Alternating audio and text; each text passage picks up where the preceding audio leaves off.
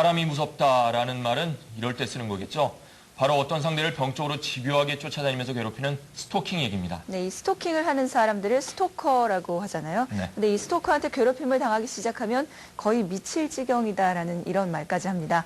요즘 스토킹 피해는 비단 연예인들에게만 일어나는 일이 아니라고 합니다. 네, 일반인들의 스토킹 피해 어느 정도인지 기현정 기자와 함께 알아보겠습니다. 자, 어느 정도입니까? 네, 얼마 전 한 연구원에서 성인 남녀 1,200명을 대상으로 조사를 해봤는데요. 네. 이 가운데 15.8%가 스토킹 피해 경험이 있다고 답했다고 합니다. 그만큼 스토킹은 이제 극소수의 일부 사람에게만 해당되는 문제는 아닌 것 같은데요. 실제로 취재진이 만난 스토킹 피해자들은 정상적인 생활이 힘들 정도로 심한 고통을 겪고 있었습니다. 하지만 이를 처벌할 법규는 미비하기만 한데요. 끝없이 계속되는 폭력, 스토킹 피해 실태를 취재했습니다. 5년이 넘게 스토킹을 당하고 있다는 한모 씨입니다. 그를 괴롭히는 사람은 대학 시절 얼굴만 알고 지내던 여자 후배라고 합니다. 한 씨는 그녀의 이야기를 꺼내는 것조차 끔찍해했는데요. 집요한 그녀의 행동을 타이르려다 목숨까지 잃을 뻔한 아찔한 경험이 있기 때문입니다. 나는 맨날 내 입장은 되게 힘들다고 그런 식으로 얘기하는데 갑자기 걔가 딱 사이드 딱 보더니 트럭 오른쪽 핸들을 확 꺾어버리는 거예요. 같이 죽자고. 그냥 어디 귀신이 홀린 사람처럼 막 괴성 지르면서. 그때 걔 얼굴이 어땠어요? 괴물같이 보였죠. 정말 옆에 저 죽이려는 사람 옆에 있으면 진짜 괴물같이 보여요. 처음에는 그저 자신을 짝사랑하는 것으로 가볍게 생각했던 한 씨. 하지만 후배는 한 씨가 마음을 받아주지 않자 그의 주변을 맴돌며 점점 병적인 집착을 보이기 시작했습니다. 그 사람이 계속 쫓아다니는 그 영역 안에 제가 계속 들어가 있는 것 같아요. 그 사람 손바닥 안에. 어딜 가지도 못하고 여기에 가지도 못하고 가면은 어떻게 알아서 걔가 따라와가지고 무서워요. 그러니까 누군가 지켜보고 있다는 게 되게 무서웠어요. 후배는 하루에도 수십 통의 문자를 보내고 수시로 전화를 걸어 한 씨의 행방을 확인했다고 하는데요. 정상적인 생활이 힘들어지자 한 씨는 수도 없이 그녀를 설득하려 했지만 말이 통하지 않았다고 합니다. 받아들일 수가 없다. 충분하게 다 얘기를 하면 자기는 그걸 안 믿어요. 너 괜히 그러는 거지? 이러면서. 그 얘기를 하면은 더 무서운 게 귀를 막고 괴음을 질러요. 그러니까 막 그냥 이러고 말아요. 그러니까 제가 뭐 말하려고 해도 그냥 말 중간에 또 끊기는. 후배는 공공연히 한 씨의 여자친구인 양 행세를 했습니다. 또 주변 사람들이 한 씨를 멀리하도록 인간관계까지 끊어놓았고 한 씨는 그런 그녀가 점점 무서워졌다고 합니다. 잊으려면 잊겠는데 잊으면 또 연락 계속 전화가 오니까요. 그러니까 불안감이 휩싸인 것 같아요. 그리고 다른 친구를 만나려고 해도 그 친구한테 해코지하고 그러니까 누굴 못 만나겠어요. 그러던 중 한 씨는 사랑하는 여자친구가 생겼고 그녀도 다른 남자와 결혼을 했다고 하는데요. 하지만 믿기 어렵지만 그녀의 스토킹은 아직도 끝나지 않았다고 합니다. 지금 사귄 여자친구가 꽤 오래 사귀었는데 그 여자 때문에 4번인가 헤어졌고 제가 확실히 걔 앞에서도 전화하지 말라고 소리도 질렀거든요. 그런데도 또 문자나 또 전화 오고. 문자는 뭐라고 와요? 뭐라고? 나 남편 나갔는데 너 뭐해? 나 이런 식으로. 취재진은 전 남편에게 스토킹을 당하고 있다는 주부 정모 씨도 만나봤습니다.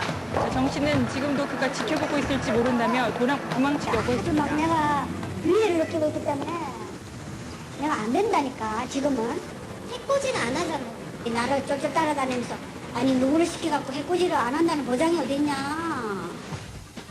정 씨는 두려움 속에 조금씩 참아왔던 감정을 드러내기 시작했는데요. 전 남편은 밤낮으로 전화를 걸어 협박과 욕설을 퍼부었다고 합니다. 그동안 정신적 고통이 심했던지 정 씨는 몹시 흥분한 상태였습니다. 죽인다 이래서고 어떨 때는 막 이상한 욕 있잖아. 나쁜 욕들 막 이런 걸 해대가지고 사건은 또 하고. 이게 뭐냐 공부 분위기 불안 응? 이런 걸 조성을 한다니까 저 인간이. 전 남편은 정모 씨가 언제 어디서 누구를 만나는지 사진까지 찍어가며 감시를 했다고 합니다. 목을 졸라니 목을. 그러니까 죽기 직전까지 갔다니까. 그런데 목을 졸르니까 또 진단서가 크게 안 나와요. 외상이 없으니까. 조금만 더 눌렀으면 죽을 뻔했는데. 하루하루가 공포의 연속이었다는 정 씨. 언제 또다시 전 남편이 찾아올지 모른다는 생각에 잠조차 편히 잘 수 없었다고 합니다. 경찰에 보호 요청을 했지만 그것도 소용이 없었다고 합니다. 경찰에 가서 말했죠. 했더니 그럴 때마다 기부를 해달라. 그럼 자기들이 집중하겠다. 이런 식이거든. 그러니까 내가 만약에 갑자기 위험을 당했을 때 내가 갑자기 경찰에 뭐 연락을 한다 해서 갑자기 연락이 닿을 수도 없는 거고 안 닿을 수 있고. 최근 시민단체에는 스토킹 상담이 늘었다고 하는데요. 피해자는 주로 20, 30대 미혼 여성들로 가해자는 전혀 모르는 사람보다는 아는 사람이 많다고 합니다. 가해자가 이제 이번 한 번만 만나주면 자기가 더 이상 너를 괴롭히지 않겠다라고 얘기를 해서 유인하는 경우가 있거든요. 그렇게 유인을 해서 뭐 폭행을 한다거나 아니면 차에 이제 끌고 다니면서 강간을 한다거나 심한 경우에는 살인까지 당하는 경우가 있어요. 스토킹은 경찰에 신고를 해도 이 사적인 문제로 취급되는 경우가 많습니다. 이러다 보니 궁지에 몰린 피해자들은 경호업체를 찾기도 하는데요. 이것도 최근 들어 스토킹 피해자들의 신변 보호 의뢰가 늘고 있다고 합니다. 굉장히 그 얼굴 일에 보면은 초조하고 어디가 막 쫓기는 것 같은 그런 것을 저희들이 봤습니다. 봤고 처음에는 이렇게 대화를 잘 못해요. 좀 더듬더듬거리고. 그게 뭐냐면은 굉장히 그 공포감을 느끼고 있다고 저희들이 생각할 수가 있겠습니다. 긴급히 신변보호를 요청한 사례 중에는 오래전부터 알고 지내던 사람이 갑자기 스토커가 되어 금품을 요구한 경우까지 있었는데요. 놀라운 사실은 피해 상담자 중에 미성년자도 적지 않았다는 겁니다. 하루 종일 누군가 자신을 감시하고 있다는 긴장과 불안 속에 살아야 하는 스토킹 피해자들의 고통은 심각한데요. 전문가들은 짧은 기간이라도 스토킹을 당하는 사람은 심지어 죽음과 같은 수준의 공포를 느낄 정도로 심한 스트레스를 받는다고 합니다. 심리적으로는 그냥 매장당하는 거예요. 어떤 사회로부터는 매장당하는 거. 보통 우리가 그거를 심리적 죽음을 선고받는다 그러는데 그건 거의 죽음에 대한 공포나 비슷해요. 그럼 그런 상황에서 오는 그 후유증이라든지 이런 거는 우리가 상상하는 것보다 엄청나요.